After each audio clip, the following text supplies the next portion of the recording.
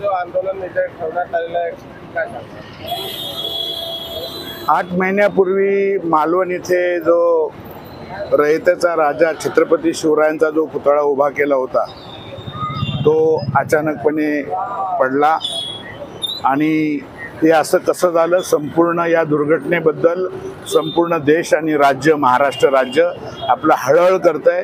आणि हा रयतेचा राजाच्या संदर्भामध्ये हा पुतळा ज्यांनी बनवला, ज्या कारागिरीने बनवला, जे आर्किटेक्ट होते, इंजिनियर होते, याची सखोल चौकशी करण्याचं कालच परवाच सरकारने जाहीर केलेलं आहे आणि त्याप्रमाणे काम चालू आहे. आणि काही महिन्यामध्येच हा स्टॅच्यू पुन्हा छत्रपतींचा उभा राहणार आहे.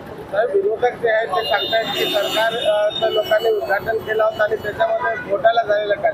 हे असे उद्घाटन केल्यानंतर एखादा स्टॅच्यू का एखादी दुर्घटना घडली तर उद्घाटन करणाऱ्यांनी घोटाळा केला, हे हास्यास्पद वाक्य आहे. असं काही होत नसतं ना, असं काही झालेलं नाही. आणि हे विरोधकांचं काम आहे अशा गोष्टीमध्ये राजकारण आणायचं. हा राजकारणाचा विषय होऊ शकत नाही.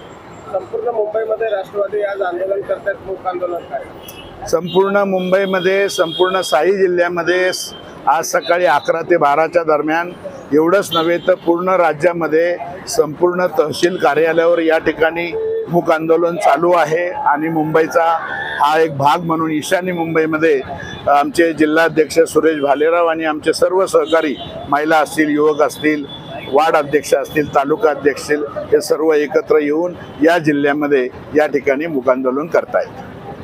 काय सांगणार आज राष्ट्रवादी पक्षातर्फे आज मूक आंदोलन इथे करण्यात आलेलं आहे का? मालवणमधील राजकोट किल्ल्यावरती जी शिवाजी महाराजांच्या पुतळ्याची दुर्घटना घडलेली आहे त्याचा निषेध करण्यासाठी आमचे राष्ट्रीय अध्यक्ष आदरणीय अजितदादा पवार साहेबांनी संपूर्ण महाराष्ट्रामध्ये मूक आंदोलन आणि आत्मक्लेश आंदोलनाचा इशारा दिला होता. त्या अनुषंगाने मुंबईमध्ये मुंबईचे अध्यक्ष आदरणीय समीरभाऊ भुजबळ, त्याचप्रमाणे मुंबईचे कार्याध्यक्ष आदरणीय शिवाजीराव नवडे साहेब यांच्या मार्गदर्शनाखाली ईशान्य मुंबईमध्ये हे मूक आंदोलन, आत्मक्लेश आंदोलन या ठिकाणी करण्यात येत आहे.